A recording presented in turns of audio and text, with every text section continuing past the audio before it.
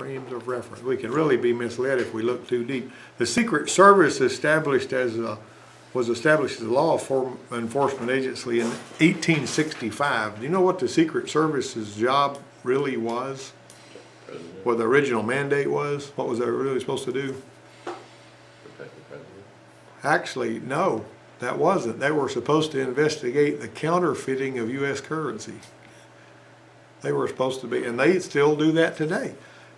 Agents, and they're the ones that do that, or how do you train somebody to spot phony currency? Show them the real currency. You make them study the real thing until they're sick of it, and then you make them study it a little more. And when you study the real thing and you get to where you know it really well, you're going to spot a phony just as soon as you see it. You can tell by the feel, you can tell by the texture, you can tell by all the little marks, the strip on the inside. My wife works as a bank teller, and occasionally somebody will throw a $100 bill, or she'll see one when she's working a deposit, you know, when they throw money in the power company, you know, whenever people pay their bills with cash, you know, they put it in their deposit or whoever it comes from. She'll see one that you hold it in your hand and you'd swear you're holding a $100 bill. But when you hold it and look up through the light, that little strip in it says 5. And so they've actually got ways of changing a 5 into a 100 so that it looks so real you can't tell the difference unless you're looking really close. But sometimes she's handled so much money that she can feel one and tell when it's not real. And it's surprising how often that happens, you know. But anyway, when I first specialized in drivability and electronics in January 1986, I was working at a dealership, and the older technicians that were familiar with the nameplate we were working on knew that Ford didn't have a data stream capability until 1988. In other words, you couldn't plug a scan tool in and get PIDs. You basically had to work without that. GM started doing that way back in the early 80s, which was pretty smart.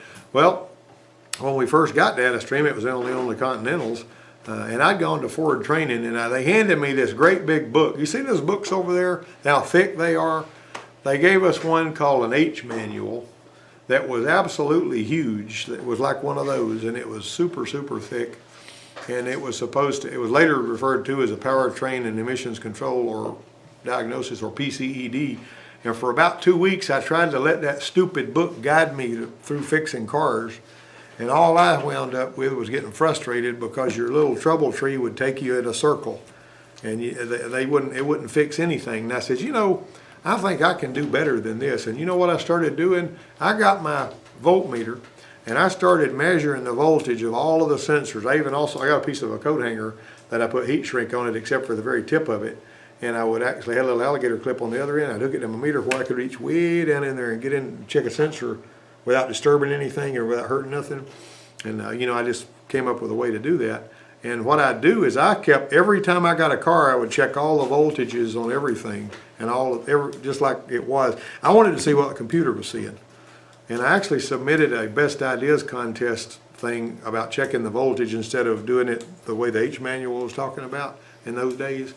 And they actually changed their H manual, and I don't know if it's because of what I said or not.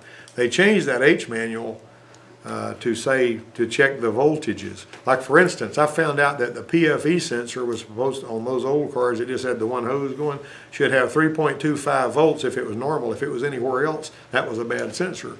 And I was able to troubleshoot them things super fast because I knew what real voltages were supposed to look like. And when I measured one that was rotten, I knew instantly what was wrong. Well, I became real familiar with the numbers, but scan tools in the data stream gives us information we can't measure directly with our meters and our scopes. One of the things a scan tool gives you can't measure with a meter and a scope is the stuff that it's calculating, like fuel trim. You're not going to be able to figure out what fuel trim is, no matter how good you are with a meter or a scope. You're not going to be able to get good numbers on fuel trim. And that's just the way that is. Well, the PCM reveals that information to us. It's sort of like a window into the system.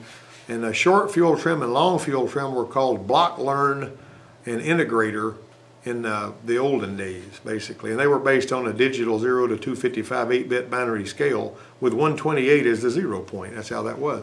Well, as for closed loop fuel control, we can usually watch the way a healthy set of O2 sensors are performing to determine, you know, if that situation is like it's supposed to be, right?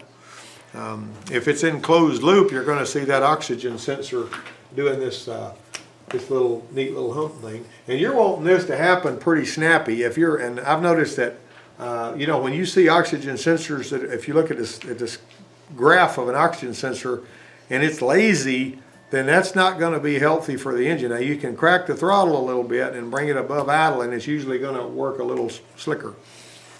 So the little histogram displays are great too, because what that is, it's different from a scope, because what it's basically doing is it's giving you where this signal was over time, is what it's doing, and it drops out. Now you can set your scope up to where it works kind of like a histogram display, but the histogram display will be fed. You can actually get fuel trims that way and all that, and a lot of your scan tools will interface with the PCM's data stream to give you that. Okay, so what are we trying to do when we're trying to figure out what's wrong with one? This is an engine performance thing partially. We got to gather enough information so we can render a verdict on what we got to do to fix that car, right? In other words, we got to figure out what's wrong so we can determine what we need to do. Now, there's not always going to be somebody that you can ask that's going to have the right answers. You know, when I was first fighting with this Volkswagen Bug out here, to begin with, our scan tool didn't tell us everything that we needed to know. The scan tool we were using didn't. All it threw us was a G28 RPM sensor code, and that led us to believe that the problem was something other than what it was. When we got better scan equipment, which I got from Joey Henrik up there at AE Tools, I was able to find an immobilizer code that wasn't available when I was checking it with our plain old OBD2, which is all we had. So when I found the immobilizer code, then I knew that took my diagnosis in a different direction. I had to gather good data, you see. All right, so information that you gather, like a while ago, what were we doing, Cameron? We did this thing on this Crown Vic. First thing we did was we were wanting to know if we had fuel pressure. We didn't have fuel pressure until we let the pump run long enough to push the air out and get it all built up. Then, because it had been sitting there a while, after that we spun it over and we checked to see if we had injector power going to the injectors, and I wanted to see power, a pulse going to the injector. And when we didn't have that, we went and said, well, where does that come from? Crank sensor's where it comes from. So we went to the crank sensor and we found out that some yo-yo had left it swinging down there, and we plugged it in. Then we got it started. I mean, that's an extremely simplified version of what I'm talking about, but you're going to gather information that's going to lead you to the place to where you know what to do to fix something. And that's the whole thing. Back before we had anything like this, my dad used to get some of these Volkswagen Bugs that would come in there that would be cutting up and losing power when they were hot and all that kind of stuff. And they'd be all over the place, and people put this, that, and the other in points and the carburetor and all that kind of stuff on it. And I don't know what was causing it, but it was vapor lock, because the fuel, that steel fuel line that they had, was getting hot enough to boil the fuel, and it was just having a bunch of foam in it instead of solid fuel. And it was, you put foam in the carburetor and it's gonna burn. Okay. Well, we got to know what's normal to make accurate judgments while pouring over recordings. Incidentally, my dad put a rubber hose instead of a steel line on that to fix the thing, because rubber hose doesn't carry fuel like that. The squiggly lines are only squiggly lines if we don't have a good frame of reference. What I mean by that, you know, when we're looking at these scopes out here, guys, and even on the graphs on the scan tool, when you're looking at those graphs on there, if you don't know what they're supposed to look like, it's just wasting your time. Now let's say that you haven't ever, you know how to plug a scan tool in, you know how to go to the screen where you're going to get your screen captures, Hey, your numbers and all that. You got your girl over there I want to talk to you. Okay, send them in here. Come here. Hey girls, what's up? Hey, I want to know how much is a starter for a 9500 Ford. The one that, the last starter that I put on, usually those starters run between $40 and $150. You know, the last one I put on a little, well, I put one on a Toyota the other day. It was $42, but I have seen them cost $200, and usually they're around $125, $150, something like that. That's an estimate. You need a starter? All right. Is your Honda Accord with you today? Okay, and what program are you enrolled in? Aesthetics. Oh, you're in aesthetics? Okay. All right, there is a, in my office, there is a metal clipboard that's got some forms on it on my desk over there. Find that and bring it to me. We'll make you a work order. Okay, all right. When the data stream doesn't capture things rapidly enough, or there's some pieces of data that the scan tool can't provide, then you gotta use a multi-trace oscilloscope. That's just all there is to it. Like for instance, you can use your scan tool to set the cam retard offset on one of these CSFI equipped Chevys by bringing the RPM above 1,000 and looking at your cam retard offset while you turn the distributor if it's an adjustable one. But sometimes if you're setting a cam sensor on that an engine like that one there, and the guys in emissions like Brandon over there have got a worksheet for pulling that distributor, that cam sensor synchronizer out, which looks like the bottom of a distributor sensor on it, and setting it up the right way with a tool. And then there's a scope. There's scope patterns on the back of some of their tickets that shows them how to do that. And there's a lot of guys that don't even own a scope and won't use the one they do own. I told you guys the other day about this one guy that called me from Philadelphia up there, somewhere in Pennsylvania, I don't know. He was working in his shop, and he had to do some work down there to drill out some bolts when he was putting the timing chain on. After he put the timing belt, excuse me, and it was some kind of a Lexus or something. I don't remember what kind of car it was. But he fought with that thing, and it would pop and snort and backfire and cut up and wouldn't start. And I told him, get your scope and hook up to the crank sensor and the cam sensor and see what kind of pattern you get, and then find out from the guys. You can usually, if you've got Identifix, they can send you a picture of what that pattern's supposed to look like. He never would hook his scope up. He worked on it a solid month, and he found out he had broke one of the little teeth off of the crank sensor wheel. You know, the little crank sensor wheel? That one, they were really skinny little teeth. They weren't thick like them right there. There was a skinny little tooth, and you break one of those off, that thing's not going to know what to do with the spark or nothing else, and it's going to pop and snort and cut up and start and die, and it's all kinds of crazy things. But if he'd have used his scope the first time I told him to put it on, he'd have found a problem, see? Well, we put a timing belt on this PT Cruiser in 2006 when it had about 120,000 on it, and we had replaced the belt. The owner decided it was time to have it done again.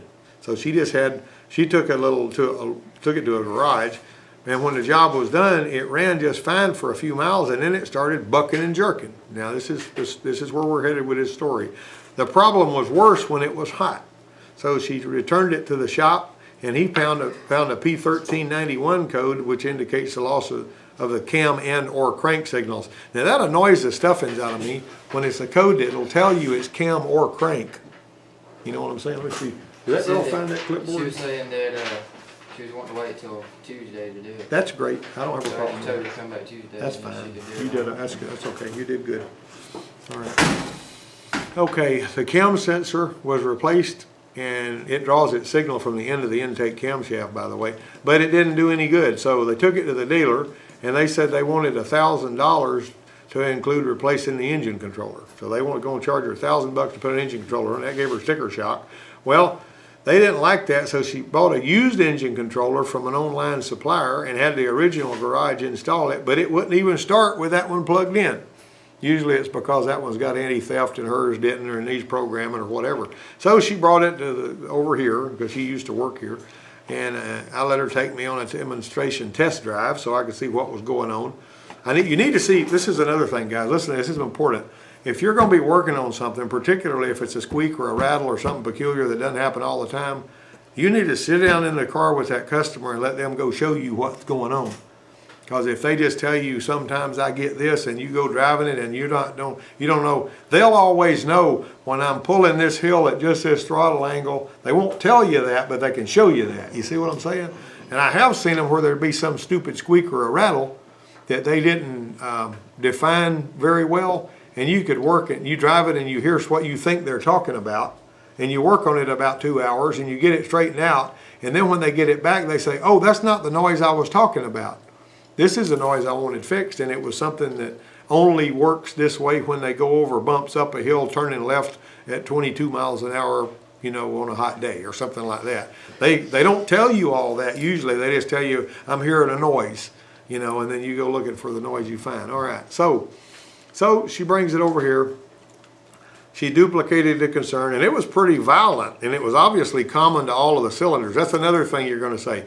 Is it common to all of the cylinders, or does it feel like just one of the cylinders acting up?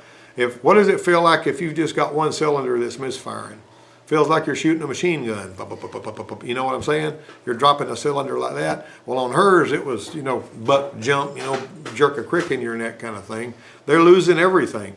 You know, it's not even like she's losing half the coil pack, like she's losing the whole thing. Well, there didn't seem to be any rhyme or reason except that to her, the problem seemed worse when the engine was really good and hot and she had either just made a turn or was straining her way up a hill. And her mechanic had double checked the belt and it seemed to him everything was in time. So, all right, now, we started collecting our data. We noticed while I was holding the throttle in the service bay that the bucking and jerking would happen sometimes even when it wasn't under a load. So the PCM had stored a P1391 code, which was the same one we got earlier that said loss of cam and crank, along with a P0340 and a P0320, all of them related to cam and crank signals. So we saw the new cam sensor the other shop had put on there, but the crank sensor hadn't been touched. It's on the back of the engine block down there about halfway down. And we found it was apparently leaking oil internally. I'm going to show you guys a picture right quick of what that looks like. All right, so basically we replaced the sensor and we cleaned the connector with electrical contact cleaner, and we connected a timing light to check to see if, remember how I told you if you think your spark's dropping out, you connect the timing light and see if the spark goes away whenever you, the flash of the timing light goes away when it bucks and jumps. That way you know you're dropping spark, you see. See that sensor right there? How it's full of oil? I mean, whenever you see that, that needs to be straightened out. If you see something like this and you got a problem like this that's related to that sensor, it's silly not to fix that first, because there's oil coming through that sensor getting into that connector, and that oil is not good, and it can have copper in it from the engine, the bearing starting to wear and all that, and it'll be conductive, and it'll cause the sensor signal to be shorted away and all that kind of thing. Okay, you got that? All right. All right, I just want to shut that down. I want to show you that. Now then, even during no starts, the fuel pressure was good and strong at 56 PSI. The injectors were clicking. The timing light showed that a good spark was pulsing, even though the ignition cable at the light was connected, you know, even through the, pulsing through, not even though. I don't know why I said that. After a little bit of time, the PT would start and sometimes ran just fine for a little while afterward. Well, this is the thing right here that smacked us around. Identifix search spoke of cam gear locator pin problems causing an index concern between the gears and the shaft. You know, the shaft has got a cam gear, the cam gear goes on there, and there's a little pin so that the gear will be indexed just right. And apparently when some people put these, work on these things, they'll bolt that gear on there, and instead of lining the hole up where that pin goes, they'll push the pin back, and then the cam gear will be out of sync with the shaft, see? And that's something that had happened. Well, the cruiser ran good before the timing belt job, and you know, it turned out that I said, I'm gonna check these cam and crank signal wires. And so there's a pattern that, you know, there's a way that it's supposed to look, basically. The pattern was solid, consistent on-off signals on the cam and crank, but I didn't have any frame of reference to determine what was normal, and that's what you get from Identifix. I called one of those guys and I said, fax me some diagrams of what the normal cam and crank signal should look like. And so they did that. Well, I used two different scopes, and I found these patterns were slightly out of normal sync. You know, they always have these patterns where they'll have like if you've got four little things like this and in a space, and four things like this and in a space, and then they'll have the cam sensor is supposed to look like this right here, and they'll have this, it's supposed to be go in there on that particular one, and there's not any point in trying to feel like you know that when you look at every car, because they're all different. I mean, I don't care how, 4, 5, 6 different cars. On this Nissan Altima we had cam and crank signals that looked like they were out of line, and the engine wouldn't start unless sometimes when you unplug the cam sensor, and I knew it wasn't out of time.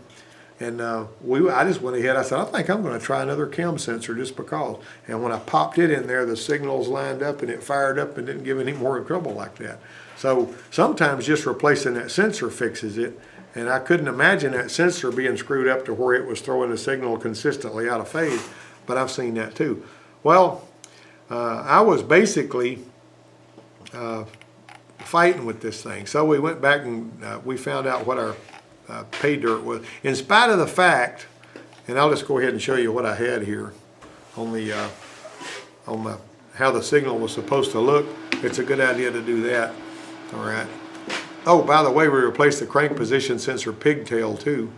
And the reason we did that was we found out that when I had it in the air and I had my hand on the crank sensor and I grabbed that connector and I pulled it back and forth, that the engine would stall. And it turned out that the whole problem with that thing, in spite of the fact that we got these patterns, you see those cam sensors, see how it's supposed to be right there? This right here, there's a 210 degree cam sensor up, you know, that's an on, and then there's a 150 degree off window, then 150 degree up, and a 200, see they got, this one's up, that one's down, 250, 150, 150, 210. And this is where they're supposed to hit. And this is basically 4, 2, 1, and 3. See, that seems a little complicated, but that's why you need to be able to have those. Now, I don't know if I can zoom in or if that picture will be close or pretty enough for you to see what I actually had. See what I had there? What I had here was there's the, right there, the 210, and it was a little bit off, basically, on my scope. And I got led astray by that because all we really needed to do to fix that, after we just kind of stayed with it till we got it, was we just replaced that that crank sensor pigtail, and that took care of our problem. Now, that seems kind of dumb, you know, to go all that far, but you can actually, one of the things that I said in the opening of that article when I read it was, if you look too deep, you can make it harder than it is. Now, I mean, I'm a great believer in hooking up the scope and seeing what you see, you know what I'm saying? And all, but at the same time, this one, because of the fact that the scope pattern was a little bit out of kilter and everything I had was telling me that if the scope pattern is not just right, it will cause it to do this, led me down the wrong road, see? But the best piece of information that I got was one you couldn't get with the car sitting on the ground. I had to raise the car up. I had to have somebody fanny in the seat, you know, fooling with the gear shifter and all that. And I reached over here and grabbed the crank sensor connector, and when I moved it, it would cause the engine to buck and jump. And when I let go of it, it wouldn't. If I put pressure on it and held it there, it would never do it. And the long and the short of it was, it just took that pigtail after she did all the time. But back up to what the people at the dealer told her. What'd they tell her? It's going to be $1,000 to put an engine controller on it to take care of this. Didn't need that. You see? You see where I'm going? The crank sensor connector turned out to be the problem, and she's still driving that car today. So even the dealer can misfire. You know, I'm not throwing off on dealers because I worked at one for years. But the guy that's working on the car is the one that's ultimately going to be the, you know, he's ultimately responsible for how that diagnosis turns out. And in some cases, what happens is, they'll fix a problem and charge a bunch of money, and then they realize that didn't fix it, and they'll go real quick and find what they should have found to start with, and they'll fix it and just let them pay for the expensive repair. So that happens sometimes too. And that concludes that session.